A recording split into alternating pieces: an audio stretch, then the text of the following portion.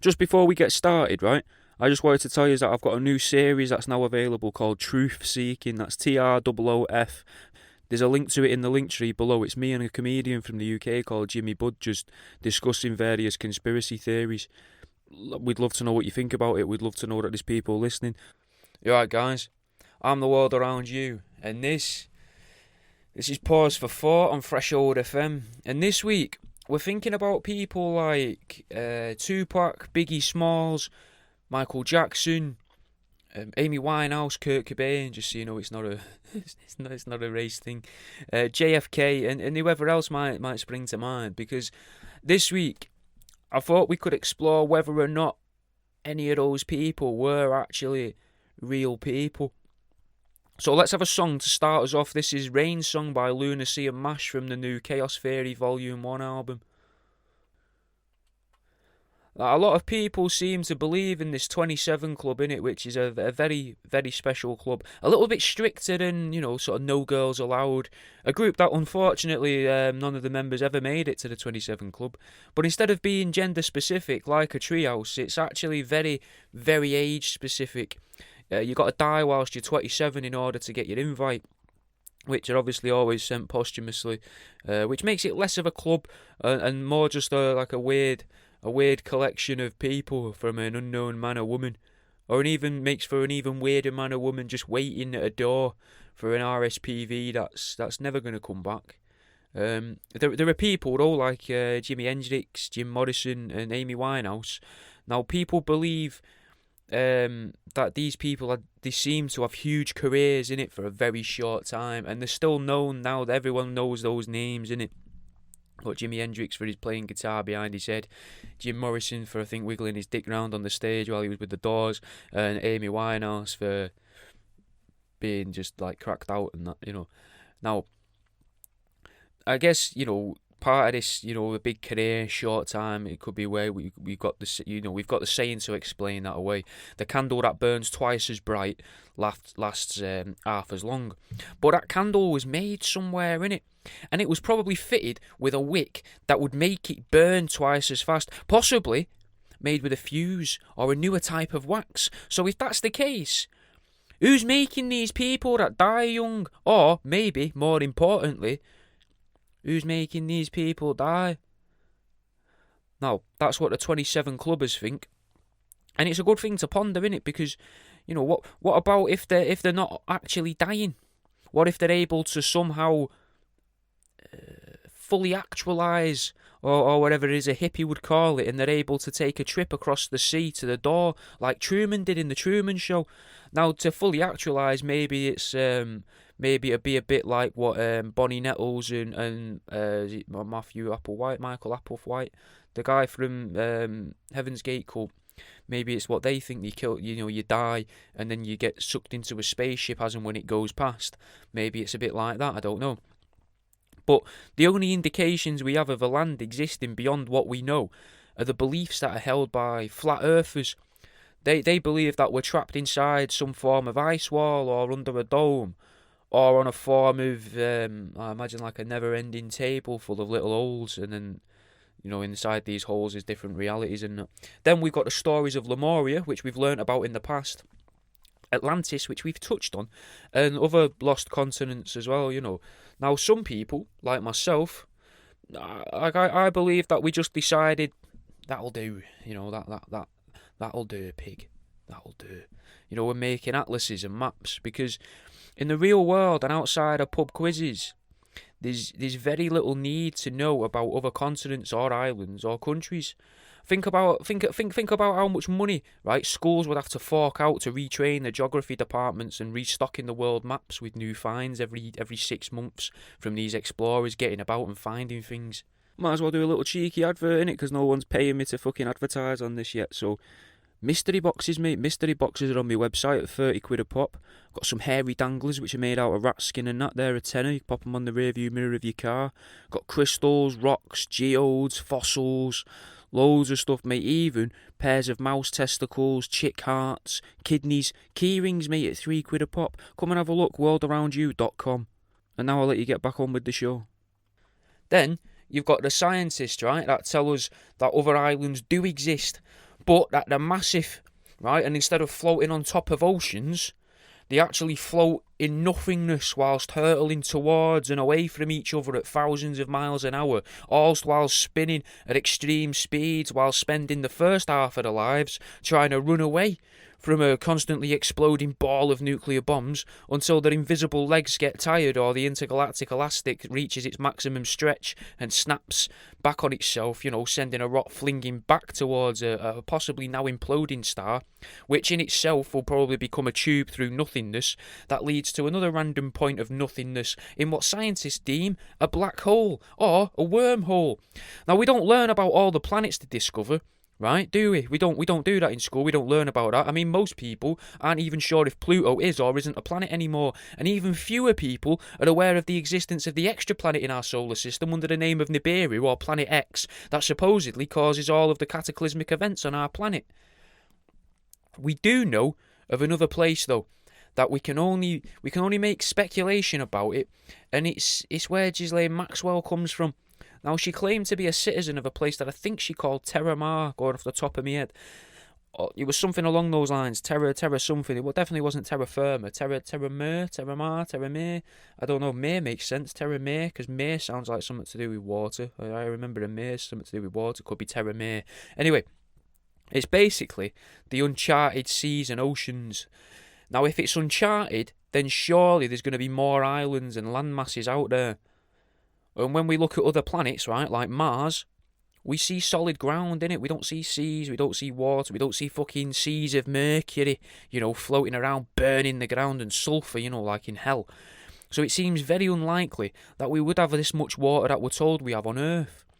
Now, I think it might have been overplayed, right, in order to freak us out and stop us from exploring or from finding the equivalent of the painted walls at the end of the oceans. So there's a few more questions. What's beyond these walls? Whether they're MDF or ice, it don't matter, innit? I don't think that matters at all. Another question, though, is who was all of this constructed for? This weird little prison, this life sentence, who was it made for? Was the world as we know it constructed for the sake of one guy? I'd argue, personally, that it was created for a woman, because lots of TV and products seem to be aimed at women and adverts, Even though society tells us it's a man's world, quote-unquote, and that men are at the centre of focus, I think there's a chance that's been put out there, right, to try and trick the one lady of this world who it's all centred around, right? It's all aimed at tricking her, so they've made her believe that it's all aimed at men. So that, she never thinks to herself that the world is, in essence, hers. And it would be a really nice time here to play The World Is Yours by Nas, but I don't think we're going to have time because we've got a lot to cover. But I do recommend the song, so if you want to add that to your little list, obviously you've all heard it, but pause the show, listen to that, come back, I don't care. They're being tricked in that. That's not to say that I think women are easier to trick than men. In all honesty, I think men and women are both very difficult to trick, and if you were ever going to trick someone, then it should be a child or a frail and quite possibly delirious old person, So maybe that's who the world is invented for. Maybe the world is invented for children and old people. Maybe that's why Epstein and Maxwell were nicked for child sex stuff, Maybe Ghislaine was like the woman that sneaks into the Truman Show to try and tell Truman that none of this is real. But instead of coming and trying to have a flirt with us, maybe they're trying to show us that the big they, the they that have created the known world, are always filming the children, your children. Regardless of their age or gender or their current activity, whether they're old people, young people, babies, adults, they're always filming them. They are always watching, right? There is always someone watching your children, and you can never keep them safe from the all-seeing eye. But because the big they are also the known media, they make these people look evil and more literal. But if Giswell really isn't from France or England, and is in fact from Terra Mar, then surely there's got to be more people out there, innit? And that begs the question, are we the ones on the outside, or are they? Now, I'd argue they're on the inside, because surely if there were more people beyond the seas and we were the ones on the inside, then surely they'd always be appearing, trying to cause disruption, trying to get in, trying to break the walls. maybe that's why certain people become famous. They climb into our reality, people like Tupac, and then they are, constantly observed. And to make it seem normal, they put it all over TV until they can then catch them and maybe kill them from our perspective, and then chuck them back over the wall. Or perhaps until they can evict the ethereal being out of its meat shell and cast them back into the other realm. Possibly. There's a lot of scope in this, to be honest, guys. A lot of scope. Now let's have a song. This is by The Elevators, G Love and Special Sauce with Brother Ali. This is a new song called DeLorean. If you're enjoying this, mate, don't forget to give us a review and not on Apple if you can. Otherwise, send it to... If everybody who's listening sent it to a couple of mates, right? I might be able to get towards getting paid to make these for adverts and that. Otherwise, no worries if not. There's people giving money on the Patreon, which is a link to that in the below as well. The money from that goes towards hosting this and hosting Truth Seeking. Give Truth Seeking a listen as well. There'll be a link to that below possibly. Otherwise, just have a look in my Linktree link. So, if this whole world was made, right, for a single person, then who are they? And where are they?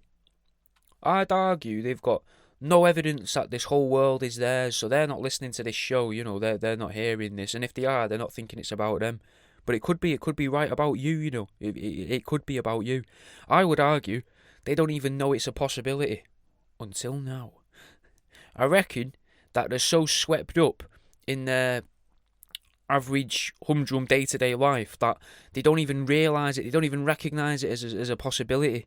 The bigger question here is, are we all real? Do we exist? Are the other people that interact with them, are they the real people who interact with the person this prison was built for? Or were we all real people, right, who signed up for this job, but by passing through, I don't know, something like what we learnt about last week with the Greys and how they made hypnotic fields around all of the earth. Maybe we've all forgotten that we're supposed to be working in shift patterns to cover the time, and we've all forgotten where the doors are. Now the Greys would know this because the Greys love to lie to us. So maybe we're being tricked into entering this fake world under the premise of, you'll get somewhere to live so long as you stick to the rules, and you've got a job, and we'll pay you to your family outside and that. Now it's hard to know, because obviously because of the hypnotic fields and the mind manipulation tactics in place by the Greys, none of us would ever remember.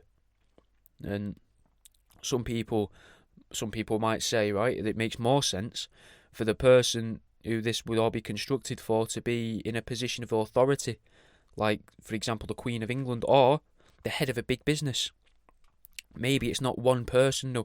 Maybe it was made for a small number of people, proportionally, to the rest of the population.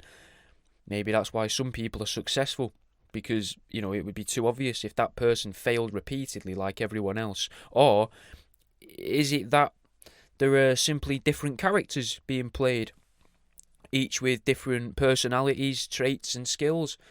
Maybe that's where Tupac and Amy Winehouse come from, because Tupac apparently went to a pretty good school, and Amy Winehouse apparently went to some proper posh performance school in London with Billy Piper.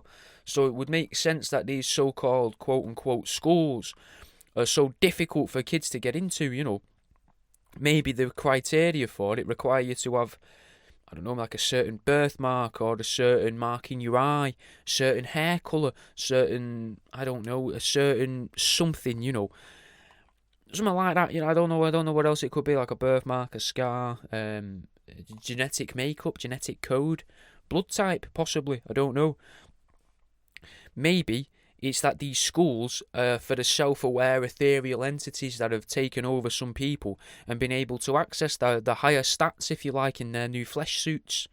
Maybe instead of assigning an even spread across the board, like when they designed the little flesh suit and what the character's going to be like, they've decided to just max out charisma and look and left the others to develop naturally. Which could also explain why a lot of the people we've spoke about, realistically, apart from Elvis, are so skinny. You got Jimi Hendrix, pretty skinny. Kurt Cobain, very skinny. Amy Winehouse, very skinny. Tupac, very skinny. Biggie Smalls wasn't skinny, but part of the name in it. Maybe that was to throw us off, and it's involved in his name as well. So I don't know. Maybe he was skinny in a sort of in a flesh suit, like what Michael Jackson used to wear with his mother when he was a kid, when he used to go around evangelizing for religion, for his mum's religion. It's not out of the realms of possibility. Michael Jackson, though, he was pretty skinny. Barbara Windsor, she was pretty skinny. George Michael, pretty skinny. Do you know what I mean, though? They're all quite skinny. Now, there might be other reasons for why these people were skinny, I don't know, but, they didn't put, as I say, they didn't put any points when they were making the character into strength, or perception as such. They just charisma and look. Maybe, though, these people are inhabited by these creatures, or they're simply drones of some sort. Like, how we learnt last week, again, these link together, guys. They link together. A robot made in order to bring change into the world. Now, I'd argue that if these were robots, then they're made by those trying to get through into this inside world, so made by the outsiders, if you like, not by the insiders.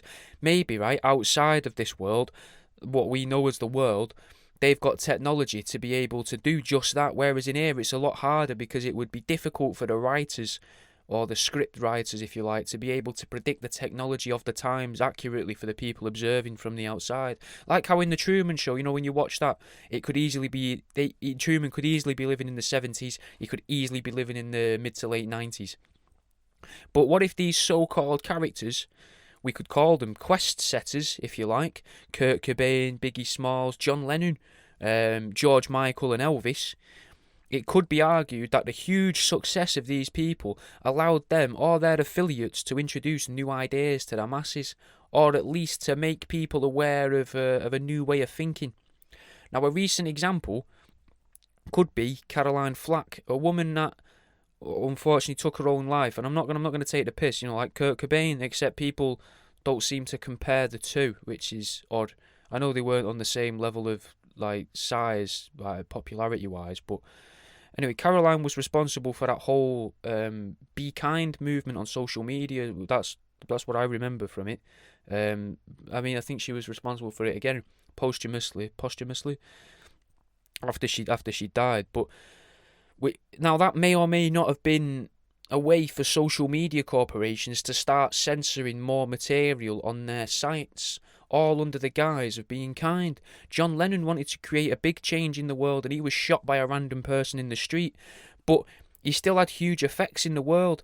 Caroline Flack was also a part of this massive TV show called Love Island, which for some reason is a popular TV show all around the world, which I would argue it was made to be famous and more popular than it deserved to be, because of all the worries in society about polyamorous relationships and the amount of young people that weren't having kids, and the alleged drop-off in marriage in recent years as well. It seems like that TV show is just a way to try and make relationships cool again, if you like. Another way to social engineer, drop the little seeds, Now, another social engineering mechanism is through music. If you can get people singing a song, I think we've spoken this before, they'll start to believe it because they're becoming more and more used to hearing those words coming out of their own mouths in their own dialect, normalising new ideas, right? Maybe each of these beloved people, maybe they died in our eyes but didn't really die. Maybe they pretend that they've died and then they get recast or something, put into a new body, or just get facial surgery from the place outside of the wall, which has got the much more advanced technology. George Michael, he's another dead guy, but so is David Carradine. And I would say that both of these people reached a point in their current careers where they couldn't really be useful anymore, so they made a big thing about them dying. And then they take them out of this world, or this walled-off version of the world, into a place where time maybe acts differently, like in space. Apparently in space, time acts differently upon your body because your blood's not succumbed to gravity and that, so you can age differently, things like that. And they're forward in time or back in time in the ISS, is it? The thing that fucking floats around the Earth. Now, and in that new place, obviously, it would be a big thing for David Carradine. Strangulation no longer kills a man. And what about that spy as well that was found dead in a suitcase? That seems a bit extreme, doesn't it? Well, what if the so-called spy was just a regular person, like a stagehand from this exterior world that tried to make people aware in this world that this world isn't real? Again, a lot like when they would have people come into the town-sized studio in the Truman Show. What we've got to look out for, right, as people, is we've got to look out for people that die and then come back to life. Or people that we thought were dead and then somehow make a return. People like Nelson Mandela, a man that we all agree brought about great change to the world, but half of us agree he died in the late 80s or so, and the other half believe he went to prison. Hence the Mandela effect. And I would argue, right, that Peter Kay may be involved in all of this as well, because he did a song about Nelson Mandela in that Pop Idol piss take years ago, and he dressed up as a woman for it and kept up the charade then for a while. Again, possibly readying or at least sowing the seeds, right, for societal change by introducing a large amount of people to the normalisation of people displaying a different gender to what their groin dictates. A subject that until that time had usually been the butt of jokes, but in this TV show it wasn't funny that he was a woman. That wasn't part of the joke or the punchline ever. It was just a woman called Geraldine who was obviously a man in drag. Now, I'd argue it added nothing at all to it, and the best jokes of the entire show were the quartet with the two wheelchair users called Two Up, Two Down, and that lad that was called R. Kelly, who was just a lad called Kelly, who all of his family referred to as that's R. Kelly, that. Now, Peter Kay isn't dead yet, but he did have a big tour arranged, a lot like a possible namesake, Michael Jackson. Now, I'm not saying Peter Kay and Michael Jackson are the same guy. I'm not saying that. I think it might be like a football team's worth of people that play these characters, possibly. According to some conspiracy theorists, that seems to be what people seem to believe. But Peter Kay's tour got cancelled for reasons that we don't know, or we didn't know at the time. A lot like Michael Jackson's tour, right? So there's little connections there. There is one character in life, though, and I can't understand how she fits into it all. I'm struggling. And that, as I did mention her earlier on in the show, that's Barbara Windsor. Now, I know she whipped her tits out a bit when she was younger for Carry On and all that, and maybe that was to help teach people about tits back in the day, a feature in a body that up until that point had remained hidden from the world. Unfortunately, now, we never got a TV series where, like the Queen gets cloned and is forced to live in the East End of London and simultaneously in a trailer park in the southern states of America. Now, that's probably the only thing that is actually keeping Dolly Parton alive. But once they introduce cloning to the masses and this becomes a known thing, you can say, bye-bye to Dolly Parton. Because why else would they have called the first cloned sheep Dolly if that wasn't their intentions? Little seeds, guys, little hints and things like that in the world constantly. Let's have a song. This is Don't Trip by The Game, Ice Cube, Dre and will.i.am. Now, I know what you're thinking, and that's probably that the entire world isn't scripted. But if it isn't scripted, right, and people aren't assigned roles, then why are people like Ricky Gervais ever on Sesame Street? Like, I know we had Flanimals, right? But the kids don't need to know who the author is. That doesn't make any sense. It doesn't make any sense at all unless you're trying to indoctrinate those children or to make children respond to the cues of certain people. For example, right, I'm trying to give you a bit of context. There could be a child, right, or a bunch of children that saw Ricky on Sesame Street years ago who later grew up to see Derek on telly with Ricky Gervais, and it's written by Ricky Gervais. I remember him from when I was a kid. And now, those people that watch Derek watch that because Ricky Gervais was responsible for it. And they're now training as a carer. I'm not saying that all of these things have bad connotations. I'm just saying I think this is how they control the world. And that would be, that them all becoming a carer would be just in time for what's been currently going on in the news for the past year, saying that there isn't enough carers to go around. You see, it's all meticulously planned, guys. What if, though, one of the people I mentioned was actually a real person, not one of these ethereal entities using a meat suit or whatever you want to call them, or an actor, a life actor? I put it out there today to you, dear listener, that John Lennon was a real person, an actual human being. And the whole reason Michael Jackson made a comeback was to be able to get the money from his fake death from the insurance for his tour, to be able to cover the licensing expenses for all of the Beatles' music into the future, to make sure that the music from the Beatles, which was in the 60s, right, and Lennon, big in the 60s, big free love movement in the 60s, loads of counterculture in the 60s, the Beatles were huge at the time, right? So to stop the music from the Beatles and Lennon specifically, so it can't reach new generations and teach people the message that was coming from an actual human being. Now, this theory that I've got here, this is kind of my own theory, this bit.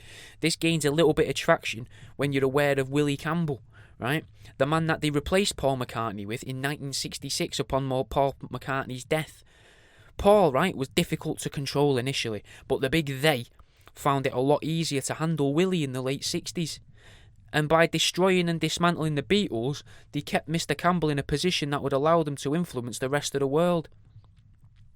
By introducing the world to what I remember as a mental vegetarian, maybe to turn people against vegetarianism, possibly, in what could be a twist of irony, the imposter, Willie, was partly responsible for introducing fake sausage to the world. In that meat-free range that is, I think it was his wife at the time. Now, another little indicator that Paul could be dead is that episode where Paul McCartney, aka Willie Campbell, was in The Simpsons, and Lisa, to access him, to get to Paul, had to go through a freezer in order to find him. That's literally another Simpsons and the real world thing. That's a Simpsons giving a nod to the real world, because the people that get replaced are on the other side of the ice wall, or in this case, the icy door, which led to a very idyllic looking, almost Garden of Eden sort of world in a roof terrace, which you could interpret, if you wanted to, as a higher plane or a higher place of existence, because they were living on the roof of a Pooh's Quickie Mart. Now, if you're listening to this and you're wondering if you're one of the main characters or so-called natural people that aren't in on the script, then you should ask yourself a little question or two. For starters, is there anyone that keeps coming back into your life? Maybe an old friend, an old lover, a wayward family member that's been gone for years, but has made a return, possibly, to instill a very emotional reaction when you're about to make a big decision, or something life-altering is about to happen for you that you've put into motion. Talking you out of whatever that is, making you carry on with your life just as it was, except with this other person now around you occasionally. It's a good question, isn't it?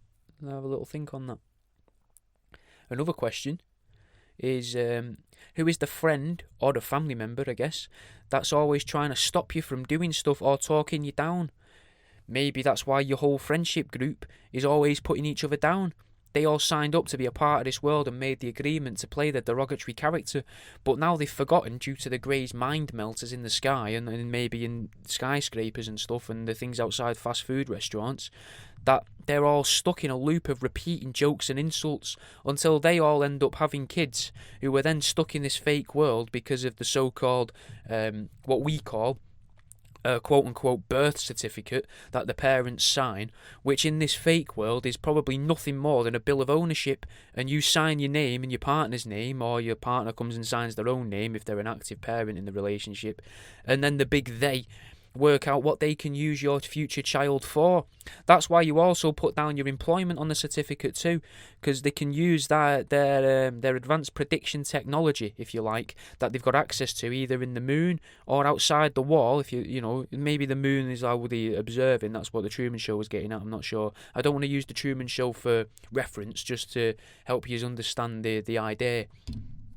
But they use this technology to kind of estimate your total future usage to the world.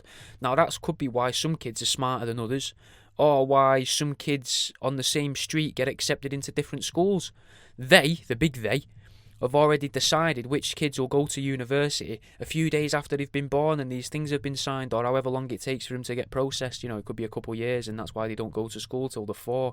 But the technology in this world's getting better, so they're like, right, we can put them into school now at 3, because the prediction technology, we can use better prediction technology and get them into school at 3, and then eventually they'll be getting put into school at 6 months old, because the prediction technology in, say, like 200 years' time is now equivalent to what it is on the outside of the world right now, but it'll take 200 years in the inside of the world to be able to use that prediction technology on the inside world without people getting suspicious.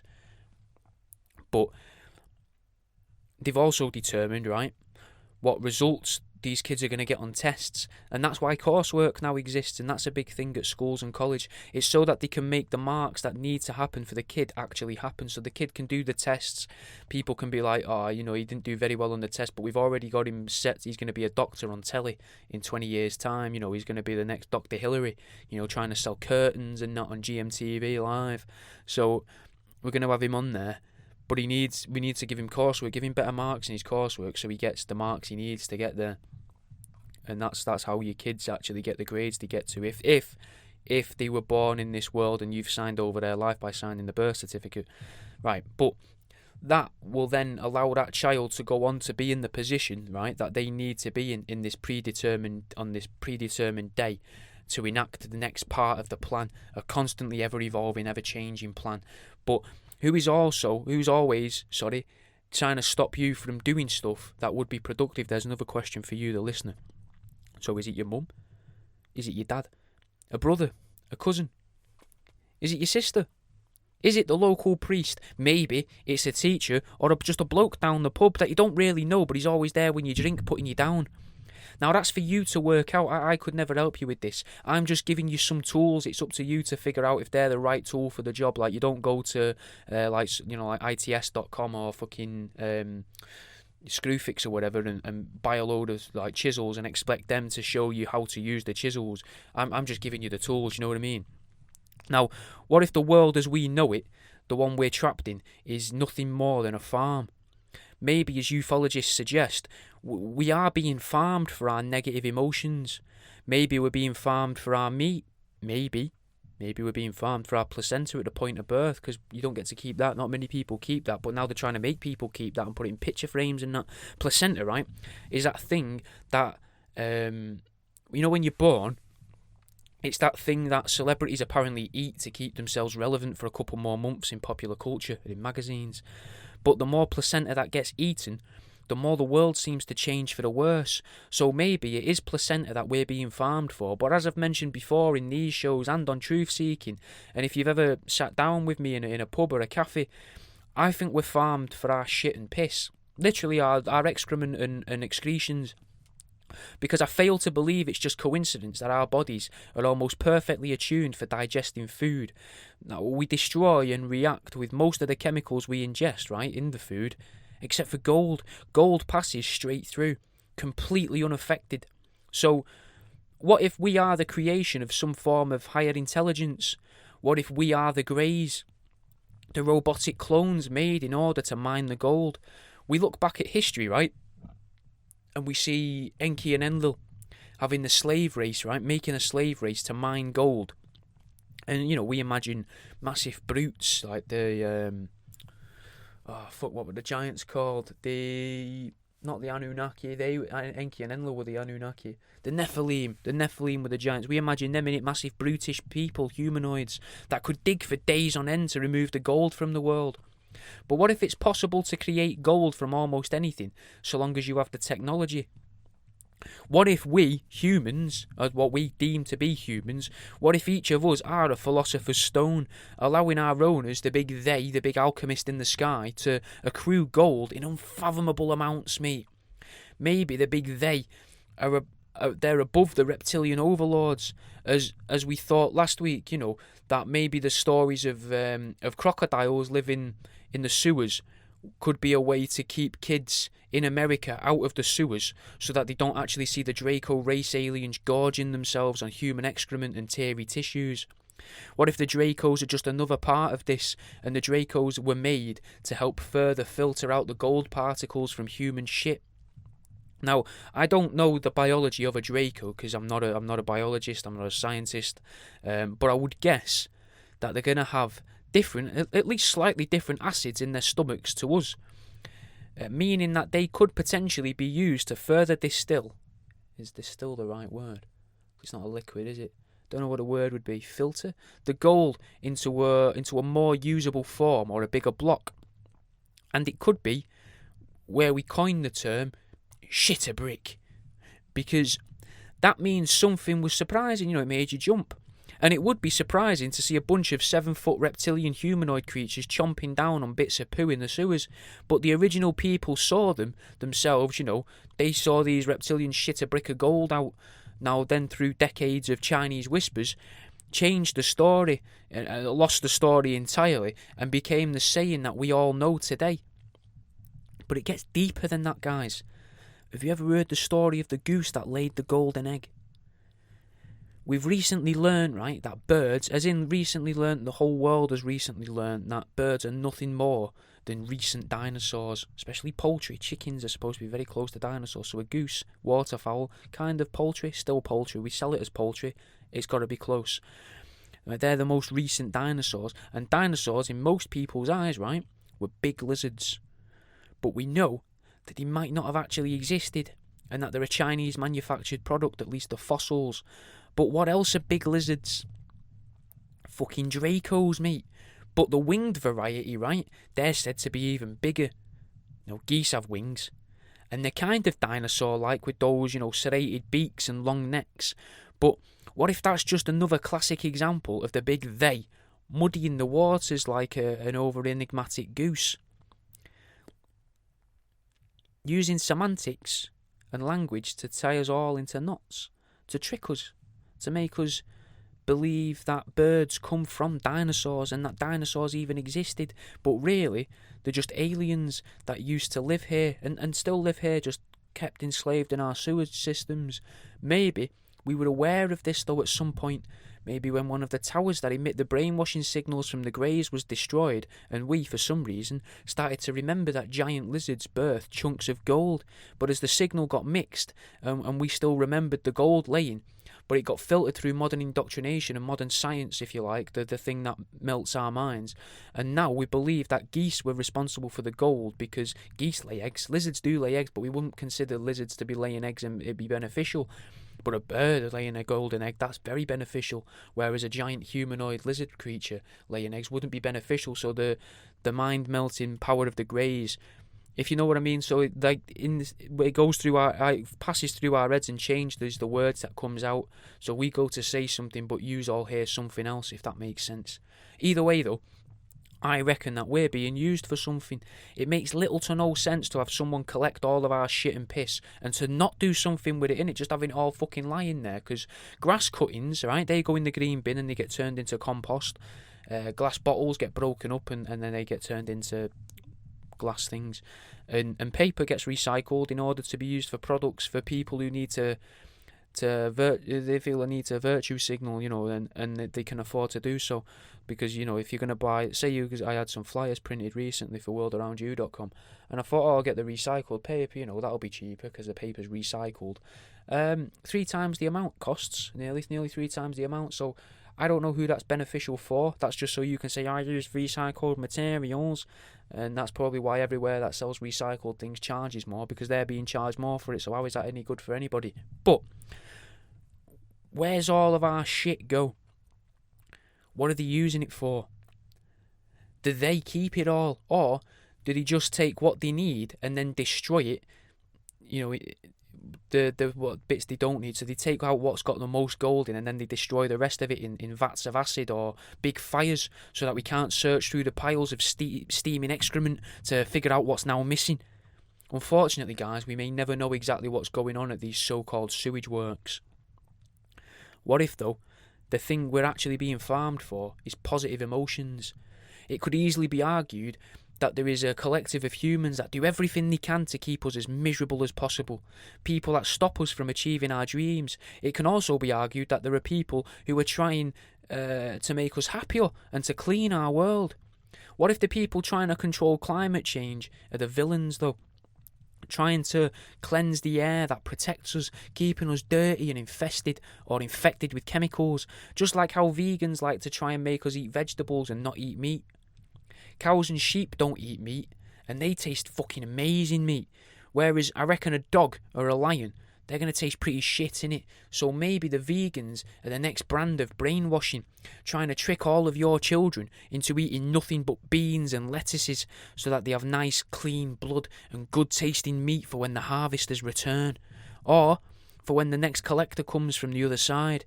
Maybe that's why these people in the 27 Club die young, die far too young. It's not that they're faking their death so that they can enjoy the wealth or because they've run out of things to say. Maybe it's because they're happy. They're actually fully happy. They've done what they wanted, and maybe the aliens actually feed off of that happiness, like at the end of Monsters, Inc. Then they take that person who's completely fulfilled and they devour them. Or because they're now really rich and popular, they literally suck the life force from them. Like that woman that hangs around the back of the smoking area in most of Wetherspoons you go to. Now, I think it's much more likely, though, that these so-called life actors like JFK, Elvis, Tupac, and Ronnie Barker are actually that. Just actors. I mean, think about it. They show us it happening in films all of the time, right? Literally all the time in every film and TV show you watch. The big they love to hide everything under our noses. So what if we're looking too deeply into films for meaning? Maybe the storylines and plots are just there to confuse us. Maybe someone's trying to show us how one person can actually be lots of different people. Think about Johnny Depp, right? He's been loads of different people, but they're all still Johnny Depp. Jim Carrey's another. Jim Carrey's been loads of different people, loads of different characters in films, and that Morgan Freeman, Robbie Williams, Will Smith, Willem Dafoe, all of them, right? All of them are actors. All of them showing us that one person could be multiple people in lots of different films, or roles, as the professionals would like to call them.